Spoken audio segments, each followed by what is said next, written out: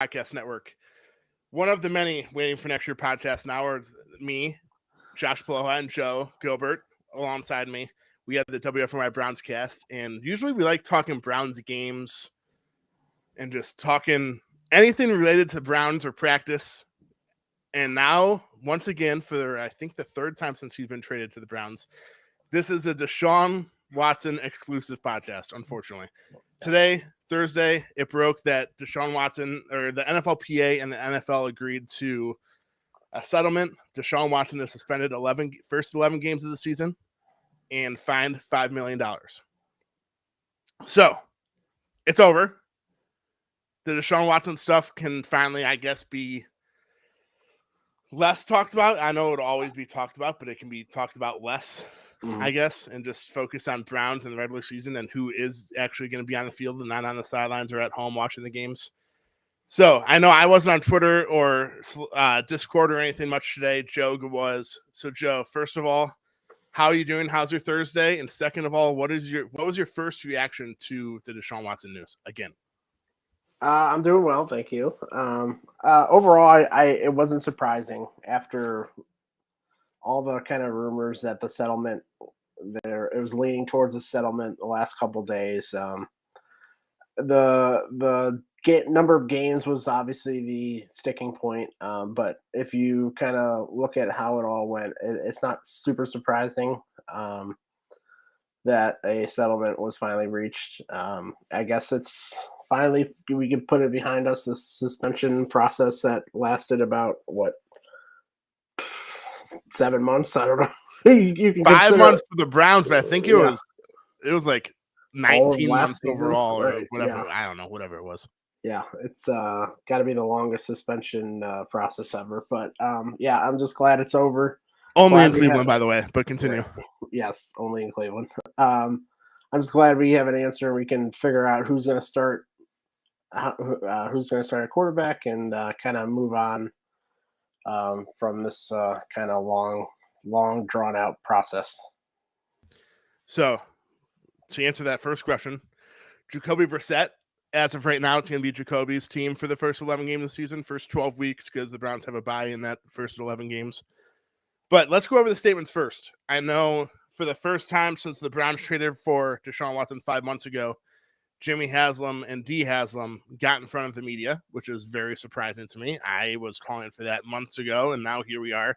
It's been news after news. They've just released statements on social media, and it's like, owner, Jimmy, you're the owner. You obviously said yes to this trade. You might have been the guy that said, hey, we're going to get this guy. Yeah. Stop putting Kevin Stefanski out there. They also put Andrew Berry in the middle of each other, so it was. That's true. Still not great. They're still deflecting. It was not. It's just one of those things. I'm glad they finally did it, but like Deshaun Watson's apology prior to the Jaguar season opener last week, it's a little too late. So, I guess you either watched it or read the statements or the quotes and stuff. That's just what did Jimmy and D. Haslam have to say for themselves? I'm sure they made themselves look good, huh? Yeah. It was you can definitely tell the difference between Deshaun Watson's statement and the Haslams. Deshaun definitely sounded like a PR, a legal kind of statements, while the Haslams, I would just say, kind of were all over the place, quite frankly. It wasn't a great showing, if I have to say. They were kind of all over the place on, like, both of them, actually. Like, D. Haslam kept talking about how that they're going to invest in the community and kind of prevent this from happening in Northeast Ohio. And then Jimmy was talking about it just seemed all over the place. There wasn't like, in these situations, you would think there would be a constant kind of single voice. And it just didn't seem like that. I understand. I do give them credit that they came out, I think it was like 30 minutes after it was even announced. So I do give them credit that they all came out in front of the media. They didn't wait or anything like that. But it just seemed disorganized, and it wasn't the best showing, quite frankly. I like to say that Joe means that he gives him credit today. Right. Because when Deshaun Watson, the appeal process first happened. Yeah. The Browns threw Kevin Stefanski to the media after practice when he couldn't even read anything yet. Right. Like I said, 5 months late, but hey, at least it happened today, I guess. I don't know. Yeah. But man, anything Jimmy Haslam related seems like it's a roller coaster ride. So I guess the statement or the press conference today isn't really a surprise either. No. Yeah. It's just you just wish they would had to kind of got together and kind of figured out what they were going to say. It just seemed like there's different points they wanted to put out there, and it was kind of just scrambled. I understand they want to help the community. That's great. But I don't know if this was saying it in this form right after the suspension was the best move. It kind of looks like they're just placating almost to what happened. So I just wish they would address the what happened today, what they think of Deshaun, how he's gonna grow, which they did, and I appreciate that. But it just didn't seem, I don't know, it just didn't seem overly well thought out and put together. Contrary to what Deshaun said, which we'll talk about in a second here. So I guess, you alluded to it. Let's get right into what Deshaun Watson said as well. Like I said, I got home from work and just have been busy, so I haven't caught up on any of that. So this is all you on this part. Yeah. So yeah, Deshaun sounded like a legal answer pretty much throughout his whole press conference. Lawyer speak is what Joe's alluding to. Yes, lawyer speak.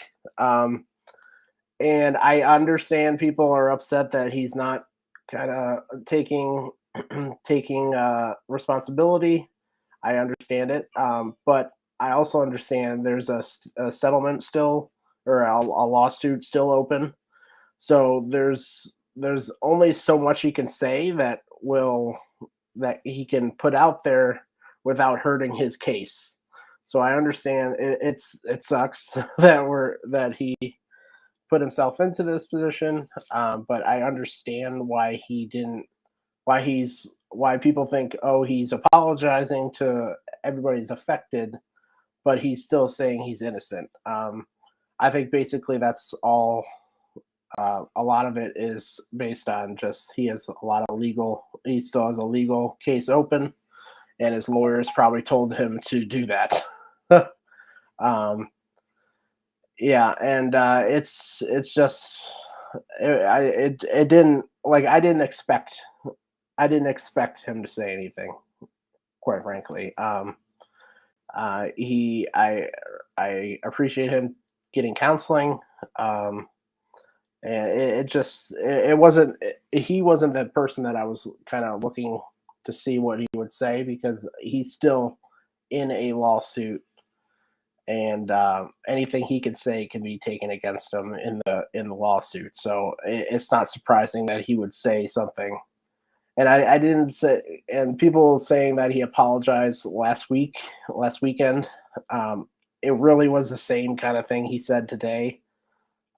He didn't really apologize directly to the women. He kind of apologized to anybody who was affected by it. So it's all lawyer speak, as you were saying.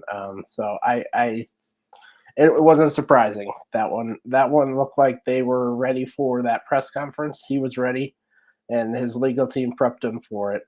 But it was not surprising. So anything else from the statements or press conference today that is worthwhile? Other than the counseling, they both, Deshaun and the Haslams, talk about how he's gonna go to counseling, and that they hope that he can be a better person through counseling, and that they kept saying he was a young guy still at 26, and so a lot of people need counseling, even if you didn't do anything wrong. That's how they were putting it. I think they were alluding to it. Sorry about that. What was that, Joe? That was my phone. But yeah, it's just they were alluding to. Sorry about that. It's Monday Night Football almost, right? Oh man, that was good. By the way, I always want to make it known that Joe is a big time football fan when that's his notification sound. All right, continue. Yeah. They were just alluding to how he can grow in counseling. That was another kind of point of a point they kind of wanted to put out there, both the Hasms and Deshaun. So other than that, it was mostly what I expected from Deshaun, and the Hasms are kind of all over the place, but you kind of expect that with the Hasms going after if you ever heard them speak. Sorry, I didn't know you were going to stop talking right there. All right, so let's just get into, I guess, what it means for the Browns and the season ahead. 11 games, I know it's a lot out of 17 games, but I guess him being back for 6 games, I don't care. Well, I do kind of care. But even if the Browns go 0-17, which they won't, but I'm just saying, just follow me. So even if the Browns go 0-17, 6 games for Deshaun Watson, considering he'll make his debut. Brian Windhurst meme right now. Deshaun Watson last played in the game January 3rd, 2021. Okay, my bad. Regular season game. So when he makes his Browns debut, which unironically will be at Houston against the Texans on December 4th, it'll almost be 23 months to the day between Deshaun Watson's regular season games. I think him getting those 6 games under his belt is huge. I mean, I know we're not, this site is called waiting for next year. This isn't cliche, but it is huge when you're looking ahead to next year when Deshaun Watson will, I'm assuming, play a full season. So him getting 6 games under his belt this year and getting those, just getting back acclimated with a regular game. Because, I mean, he can play preseason all he wants. It's still not regular season. So him just, getting all of those things acclimated back, that'll be huge going into next year. And like I said, I mean, hopefully the Browns are still playoff contenders by week 13, which will be 11 games into the season. Who knows with Jacoby Brissett? But I think just 6 games back is huge for the Browns. More next year and the years after than this year, if that makes sense. Yeah, I definitely agree with that. It's going to be a long time since he's not going to play the last 2 preseason games they already announced. So it's going to be a while. It's going to be a while until that he's playing a meaningful game. And yeah, those last 6 games will help him for next year. We'll see if they matter for this year. We'll get into that, how this season can go. But it's going to be, it's probably big for him to get those last 6 games rather than kind of just rolling it over till next year where he doesn't play for another. Gosh, that would be another full year almost. Jeez, that would be all. It would be. Yeah. I think it's 9th. Well, that's January 3rd, and then if he doesn't play till next year, that's September of next year. That'll be almost. That'll be 2.5 years basically off of a football field. Well, off of a regular season football field. My bad. Right. Yeah. I don't think those 4 series last game did anything. No. I mean preseason, especially when preseason, it's not only you're going against a team that's not starting all of their guys, just like the Browns didn't start all of their guys on both sides of the ball, but you're also going against a team that didn't really watch film, prepare for you, that didn't have any schemes for you. It's just you're out there running the motions rather than actually playing the game. That's why preseason means a lot for the bottom half of the roster and means essentially nothing for the top half of the roster. Right. Yeah. And just going, just kind of rewind on why it was kind of a random number people were thinking. I think supposedly 6 games is how many games they have to have so the contract hits for this season rather than rolling over. So I believe that is why. You completely went out there, but I think, are you back? Oh, sorry. Yes. Okay, so repeat what you just said. You said Yeah, I think 6 games, and you completely went out. Yeah. Oh, yeah. Sorry. So yeah, 6 games. I believe is the minimum they have to play to have the contract count for this season. Yes. So I think that's why the NFLPA and kind of fought for that. I know people think, oh, that's weird that it's going back to Houston. The start of the Houston. That's this first game. It kind of just turned out to be that way in the end. Obviously, there's other. Oh yeah, I'm sure it just turned out to be that way. There probably is other other reasons for it, but that's one of the big ways. That's what NFLPA was at least fighting for. Let's just say that it's not really ironic that the season opener for the Browns is against Baker Mayfield, and Deshaun Watson's Browns debut is at Houston. Seriously. The NFL might be stupid sometimes. I guess the NFL might be stupid a lot of the times, but they can get away with it because they're the the most popular sport in America. Maybe soccer is most popular in all the world, but it's probably the second most popular sport in the world at the very least. Yeah. So they can do it, but they know where the money is. Yeah. All the money. Not all the money, I guess, but Browns against Baker Mayfield week 1, and then Deshaun's debut back at Houston. Yeah. Come on, you couldn't have planned it any better than that, schedule makers. Yep, it was kind of made. It seemed like they knew what to do when they made the schedule this year. Yeah, it's almost like they knew when did the schedule come out? Like 2-3 months ago, and now we're finally here. There's no appeals, nothing. It's just like finally decided. Finally. Yes. And speaking of the suspension, I know he is suspended the first 11 games, so he's out the first 12 weeks. But Deshaun Watson is allowed back in Berea. Well, I guess he's always allowed back in Berea, but specifically at the Browns training facility halfway through. So the beginning of after week 6? I believe because someone said on our Discord, I believe it's after week 6 because it's 11. It's an odd number. So, and I think it goes by weeks. So like he's suspended 11 games, but it's 12 weeks. So he has to sit out 6 weeks. Yeah. Good point. So after week 6, which would be so he is allowed back in the building after the England game. So he's allowed back Monday, October 17th. Yeah. So he'll have 6 weeks to practice and watch film and just prepare for his debut, which will be a month and a half later. Yeah. It's going to be interesting to see what he does when he is away from the team. Oh God! If Browns fans know anything, it's not good. I'm just thinking of Josh Gordon being away from the team, and that's not good. That's a whole different ballgame there. I don't know if he's going to go back to Clemson. I don't know. That would be kind of. I would, if I was his team, I would probably go back to Clemson. The problem with that though is my Ohio State homerism kind of kicking in here. I don't dislike Clemson. I hate Dabo Swinney. So please, Deshaun, just stay away from Dabo, please. Who actually likes Dabo outside of Clemson? True. Nobody. Touche. He's probably the most annoying coach in the world. But yeah, it's going to be interesting to see what they kind of decide to do on his off. So it's going to be 6 weeks to kind of figure out. And so he's got to interrupt you.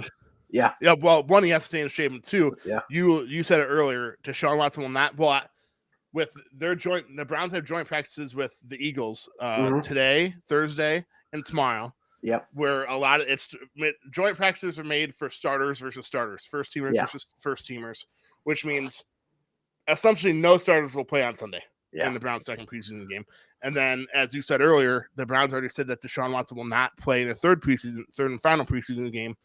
But with that said, he is allowed to play. The Browns are just choosing for him not to. So Deshaun Watson's allowed in the practice facility up until it would be the week leading into the season opener on September 11th, which would be So he's allowed in the facility until September 4th. Yeah. Because I think starting that Monday, he's not allowed. It's gonna be interesting. It's interesting to see what they're gonna do, what their quarterback situation. Like, I wonder if we're gonna see a lot of Brissett over the next couple of weeks because he didn't play the first game, obviously, and we already know one quarterback's not playing, so there's only 3 left.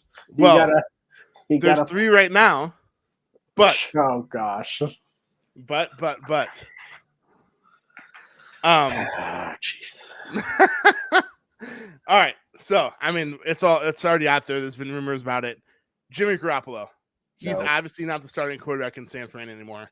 He's owed a lot of money, but like the Browns did with Baker, they not only ate some of his contract, but Baker also took a decrease in pay to go to the Panthers. Is that possible for Jimmy G to come to the Browns? Let's be honest. San Fran, we're on the other side of it now. The Browns were in a no-win situation with Baker. Everyone knew it. San Fran's in a no-win situation with Jimmy G heading into the season. Everyone knows it. So they're not going to be able to get much for him. I think I already know the answer to this because you were just saying no before. But what are your thoughts on potentially Jimmy G coming to the Browns? Hold on. We'll hold your thought.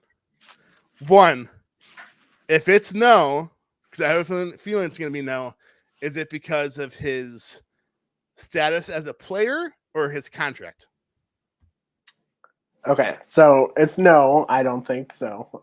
But I think it's several things. So I think one thing is, trading for him, I think is just a complete heck no. They're not going to trade for him. They're not going to waste draft capital on 11 games. So you can get that out of the way. If he gets cut, I think there's a little bit, like it goes up like a percent more possible. So it's going from 0 to 1% chance. Wait, what? You give him a 1% chance to join the Browns even if he's cut? Fine, 10%. You want 10%? Oh my goodness. This is what I think. So the contract is a huge thing. So that's why they're not going to trade for him, I don't think. Second of all, I really think they respect Jacoby Brissett a lot in the building. The players do. If you've been listening to the press conferences, all the fans out there, they really talk about how he's been a leader in the locker room. So I really don't think they would want to move on and put a new quarterback in. What are we, 3 weeks away from the start of the 3 or 4 weeks? 3 weeks from Sunday. Yeah. So that's a short period of time. Say he gets cut tomorrow. That is a short period of time to get your starting quarterback ready. I thought it was short for Baker Mayfield to be ready, but this is like even more extreme. But one of those quarterbacks also studies playbooks. Never mind. That was a joke. I promise it was a joke. I didn't mean it. Yes, that's true. But yeah, I think the timeline doesn't make sense. Just who Brissett is and how he's fitting with the team already doesn't fit. And overall, I haven't been a big Jimmy G fan, and I don't think he's that big of an upgrade. Jimmy G only gets to Super Bowls, no big deal, right? He also gets injured quite often, so. So one thing the Browns are used to, the other thing the Browns are aspiring to be. Sounds like a perfect combination. Put them both together, and it's a perfect sandwich. So yeah, that's my prediction. I'll give it 10% if he's cut. Man, and that's 10%. That's pushing it. I would put 10% on if he's traded. 49%. That way it's the minority. Wow, still. that is way too and if high. He's cut. I don't know, man. But then again, I mean, you said it too. Even if they trade for him, or say they get him, whether it's sign or trade. I mean, if he comes here now, he's not going to start week 1. He's not going to be ready yet, right? I'm assuming. Right. That means it's down to 10 games at the very most that he played. I don't know. I mean, luckily Andrew Berry is the smart guy that has to figure these things out. But I mean, I know the Browns defense is supposed to be really good. They have Amari Cooper at wide receiver. I'm not really DPJ, Beyond that, yes. beyond that is Anthony Schwartz, David Njoku. I mean, David Njoku has to start proving that he's a top 5 tight end because he's getting top 5 tight end money. They have a good offensive line, 4 good running backs, but like Jacoby Brissett just doesn't really move the needle for me. And he's like, then again, we're talking about last year where the Browns went 9-8, 9-8-9, whatever it was. It was right around 500 with bottom 3 quarterback play. With Baker Mayfield hurt, he was a bottom 3 quarterback in the league. So if you have average quarterback play, the Browns are at least 10-7 to 11-6 last year. Maybe Jacoby Brissett can be average. I mean, I'm just hoping he's between like that 16 to 22 number. I think that's what the Browns need him to be, especially early in the season when they have that weaker schedule. But then, I mean, we always go to the Vegas for the odds makers, right? Yeah, I know betting's not legal in Ohio yet. We still have a few months, unfortunately. But December 31st, Scott midnight. Sargent, former Waiting for Next Year writer, who is still he's a former owner. I guess he still writes. Actually, no, he doesn't really write anymore. We miss Scott both in Discord and writing because he's a fantastic writer. But one of the Godfather, one of the Godfathers of Waiting for Next Year. The Godfather. Don't ever call Andrew. Don't tell him that. Hopefully they don't listen to that, or else they'll start calling themselves Godfathers. But Scott tweeted out earlier, the Browns over/under win total for the 11 games they're without Deshaun are 4.5. So Vegas has them slotted to win between 4 and 5 games, which would be under 500, obviously, during that 11-game stretch. In the final 6 games with Deshaun back, it's 3.5. So that means that Vegas has the Browns slotted to go 8-9 this year. Basically the same as last year. I don't know. I hope they do better than 8-9. I really do. I don't want to waste another year of Myles Garrett's prime, Nick Chubb's prime, etc. Right. But then again, I mean, like I said, Jacoby Brissett, just be between that 16 to 22 quarterback. That's all we need. Right. Yeah, and I still go back to this. We had terrible quarterback play, and they were. What is the record last year? I know we kind of put it behind. I think it's 9-8. Let me see. I know. I like trying kind of through. Yeah, 8-9. 8-9. By the way, last season, literally, if you told me that last season was 5 years ago, I'd believe you. I know, right? Yes, I know. We all kind of black it out of here, but yeah, 8-9, and that was with terrible quarterback play. We all sat through it. We all know it was a poor quarterback, and he was hurt, and that was just a double negative right there. So, and if you get just average to slightly below average, like this team is better than 8-9. Like I just have a hard time. I know the AFC is a lot better. I know that. It's quite stacked. Yeah, I would say let's just say the AFC is stacked. I wouldn't even say a lot better because it is a lot better. The AFC is freaking loaded. Yeah, the AFC West has 4 teams that can make the playoffs. AFC North has 4. 3. Pittsburgh. The Steelers, hate the Steelers all you want. Mike Tomlin's never gone under 500. True. But there's a difference between not being under 500 and then make the playoffs. That's what I'm saying. Okay. But the fact that the Steelers, I mean, I know my buddy, one of my best friends is a huge Steelers fan. He says, I'll bet money that the Browns are the worst team in the division this year. I want to say I'll bet you, but then we're talking about the Browns, right? And we're talking about the Steelers. So it's hard for me to like be certain. Because I mean, let's be honest.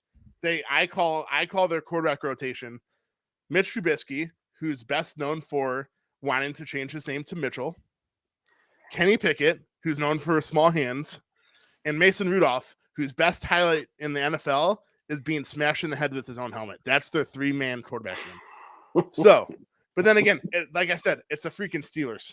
Mike Tomlin's going to pull off something magical. Their defense is still really, really good. And it's to be like a 10-7 Steelers team. It's to be, like you said, I know we have 3.5 weeks. We'll probably do a season preview of some sort or something on that side of the BrownsCast season preview.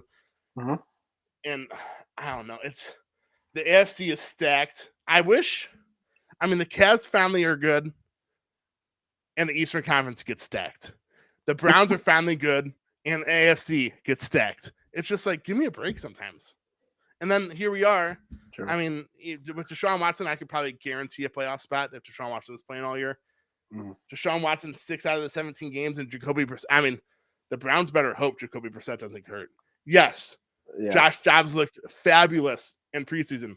But let's remember, he went against the Jaguars' third teamers and guys that will not make the team. So he went against the worst team in the NFL last season, third teamers and guys that will not make the worst team in the NFL last season. So let's just put that in perspective. That is very true. Yes. It's going to be interesting to see. The season is kind of starting out with a lot of questions, like a Browns season, unlike any other. I know. Wasn't it nice last year? Wasn't it nice last year before the season? We didn't really have that many questions. I think the biggest question was like, what was going to be Baker Mayfield's next commercial? Yeah, they're literally like, no what question. Was his contract was pretty much the only thing. I forgot the contract. I mean, seriously, last offseason literally seemed like a decade ago. Yeah, and hey, maybe it is good to enter with questions because what the heck happened last year? So who knows? It's gonna be weird. It's gonna be something to watch, man. It's it's not gonna be boring in Berea. Not gonna be boring. This is like unlike normal. It's gonna be a normal Browns season. Let's just say exactly. It's gonna be full of roller coasters, usually with some more down slopes than up slope. No, right. You want on a roller coaster that you want to go downhill, even though in the season you don't want to go downhill. So that's a bad metaphor. But take that all. I mean, so many questions. It's never boring in Berea. Put it on a T-shirt. That describes the Browns to a T. And it's gonna be. We're gonna see from game one what this team like. They should win this game. If they don't, Joe, let me remind you, it's the Cleveland Browns. Help us all. Oh God! If Baker Mayfield, help us all. Oh my gosh! Just turn off everything related to sports for at least a week. If Baker Mayfield and the Panthers beat the Browns week 1. Oh God, I can't. And I mean, if the Browns are, especially the defense, if they're not motivated week 1, good luck getting motivated the rest of the season. You're going against Baker Mayfield. It's the season opener. I mean, I know Myles Garrett's been out the last couple of days due to personal reasons. I hope everything's okay with him. Yeah. I hope it's nothing too serious. I don't know.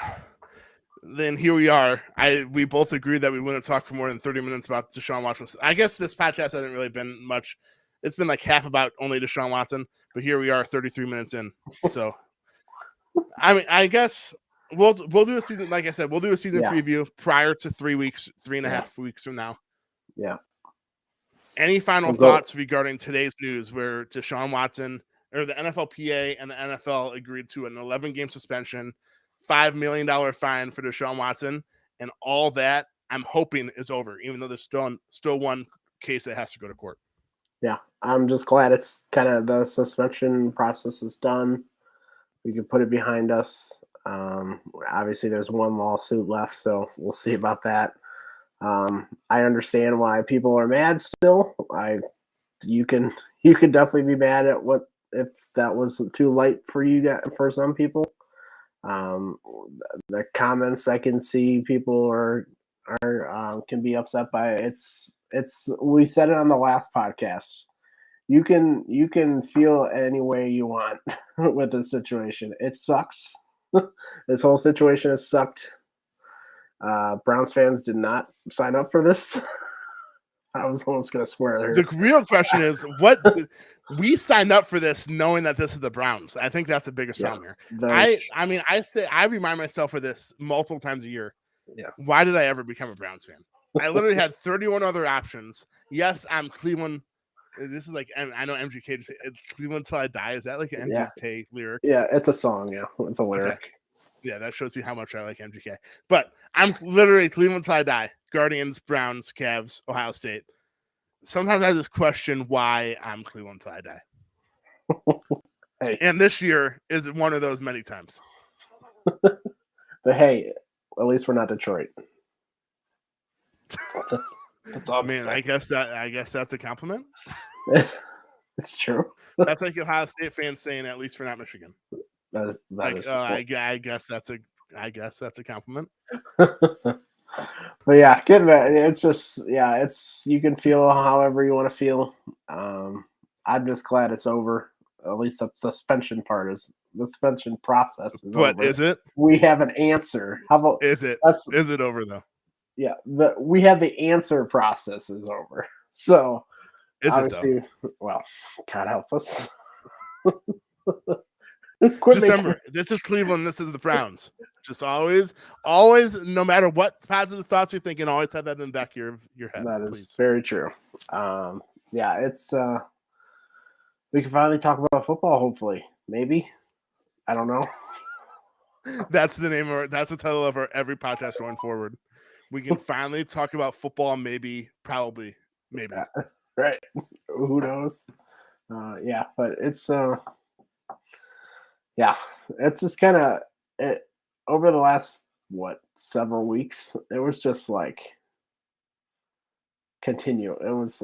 It's gonna be nice when we don't have to think about it. Like think about the process until obviously when the season starts. But it's gonna be a nice 3-week vacation for Browns fans. We don't have to think about, what the heck is the league or what the heck's the process? Are they appealing this crap? It's just going to be nice. We can all kind of relax for 3 weeks, and then he's gone, and then we can. You realize who you're talking to right now, right? You're talking about Browns Twitter, who literally never relaxes. Yeah, it could be 2 a.m. in the middle of the off season, and there'll probably be a Browns Twitter Spaces at some part of this continent. That's true, and there'll be 5,000 people in there. All right, but Joe summed it up perfectly. We were just hopping on here to talk about Deshaun Watson's 11-game suspension, $5 million fine, what it means for the Browns, what it means for him. Do you have any other final thoughts, by the way, before I end it? No, it's over. Well, kind of. Not maybe. The season, the process. Maybe. For those of you that join us live, we appreciate it. For those of you that listen to us on the podcast, on any podcast form, or any form you listen to podcasts, whether it's Apple, Spotify, there's like a freaking million of them now. We appreciate it. Joe and I will be back with you for a season preview in the next 3.5 weeks at some point. Unless anything else breaking happens, like the Browns trade for Jimmy G, then we'll be back with you sooner than that. Until then, I will wear a I don't know. I'll wear a shirt that says "I am dumb" if that happens. So. Oh God, I'm clipping that for one, and two. Oh yeah. Now would be the Browns trade for Jimmy G. I'll buy it for you too. I'm sure there's an Amazon. There's definitely something on Amazon that says that, because Amazon has all the strangest shirts in the world. No doubt. But until then, and as always, go Browns. Go Browns.